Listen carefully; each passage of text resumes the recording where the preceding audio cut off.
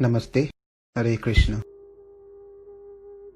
Second chapter, Sankhya Yoga. Sloka 55. śrī-bhagavān uvāca prajahāti yadā kāmān sarvān Pārtha mano-gatān ātmany evātmanā tuṣṭaḥ sthita-prajñas tadocyate. So, having been asked by Arjuna in the previous sloka, where he was interested to know how does this sthita-prajña be?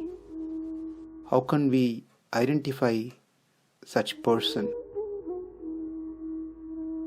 What's his consciousness?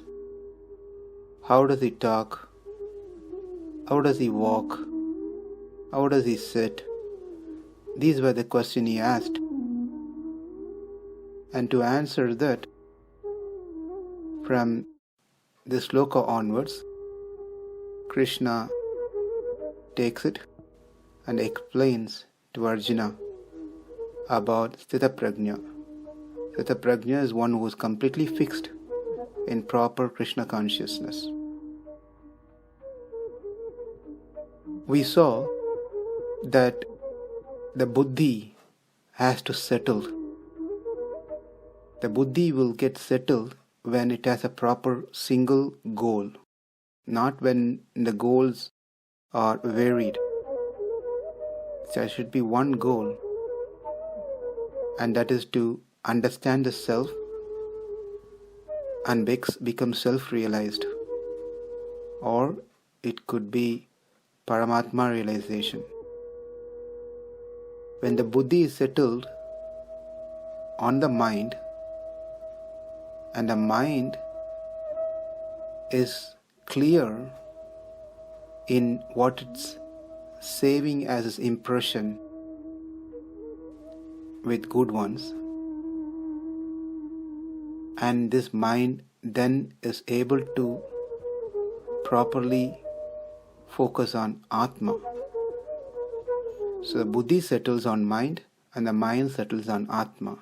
When this happens, and that stage is called sthita-prajña.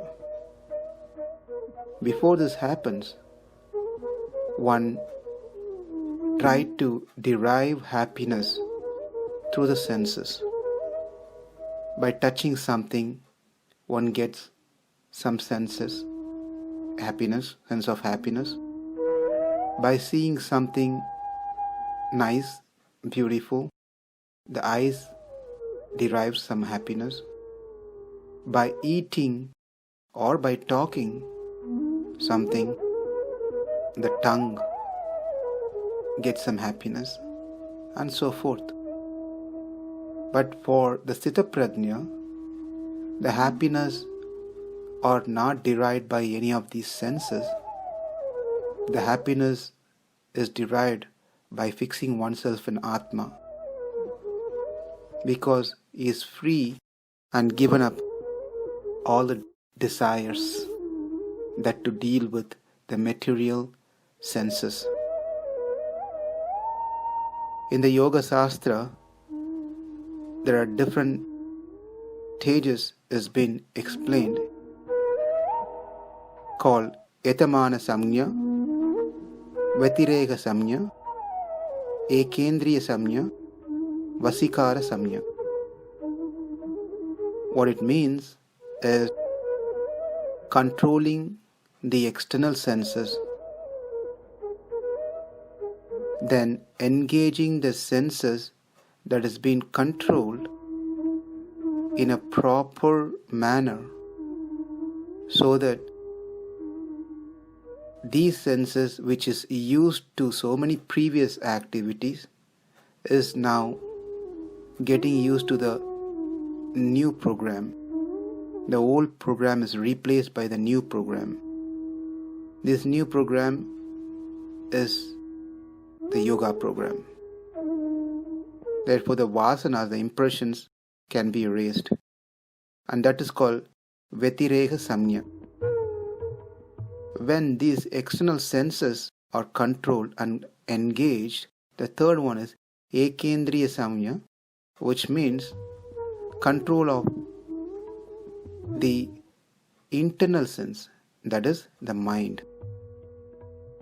Bringing the mind to one focus, not letting it wander various places.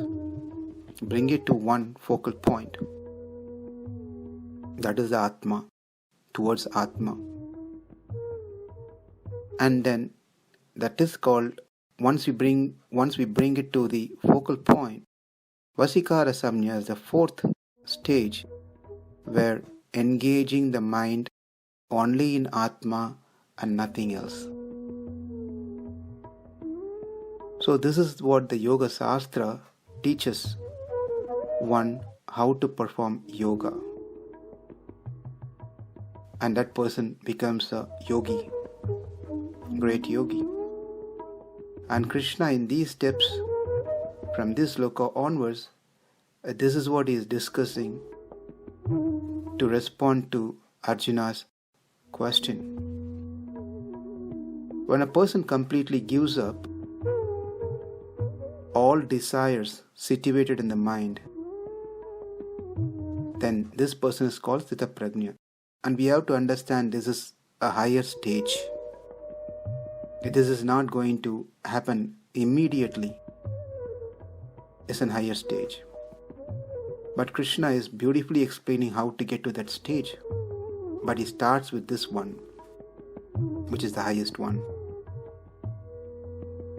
As these desires belongs to the mind, it is possible that they can be given up. Because how is it possible it can be given up?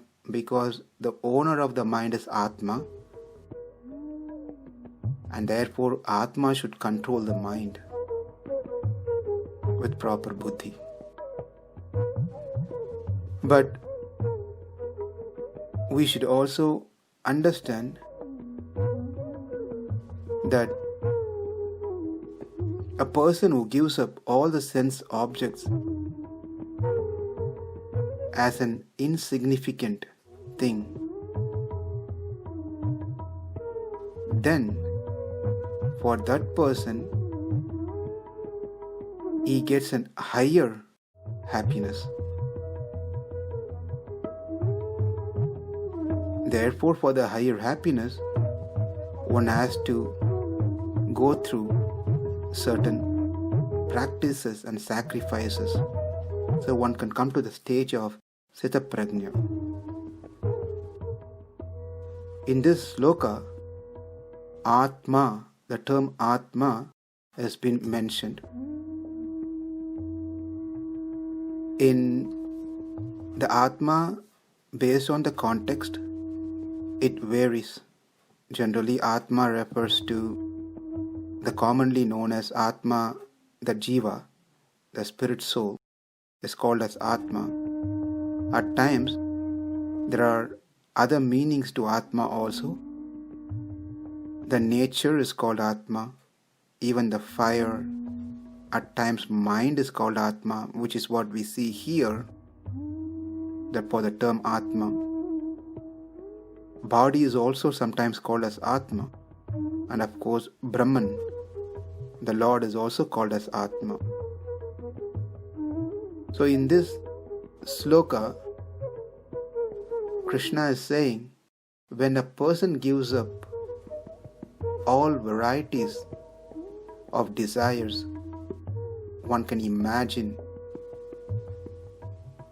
when his mind is purified, that person finds satisfaction in the self alone, and he is said to be in pure transcendental consciousness. This person does not need anything from external thing to make him happy. He is happy by himself because he is a sthita-prajñas. Prajahāti yadā kāmān sarvān Pārtha mano-gatān ātmany evātmanā tuṣṭaḥ sthita-prajñas tadocyate. Namaste. Hare Krishna.